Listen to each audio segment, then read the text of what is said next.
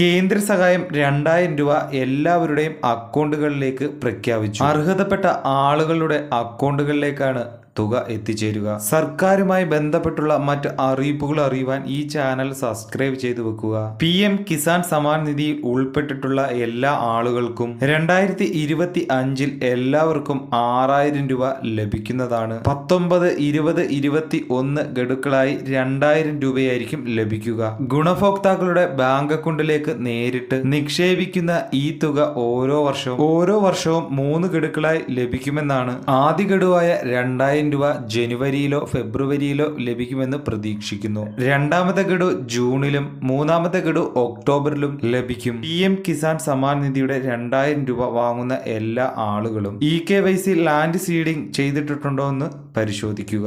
ഇങ്ങനെ പൂർത്തിയാക്കിയിട്ടുള്ള ആളുകൾക്ക് മാത്രമാണ് 2000 രൂപ ഇനി 2025 ലഭിക്കാൻ പോകുന്നത്. അപ്പോൾ എല്ലാവർക്കും ഈ 2000 രൂപ ധനസഹായം ലഭിക്കട്ടെ എന്ന് ആശംസിക്കുന്നു.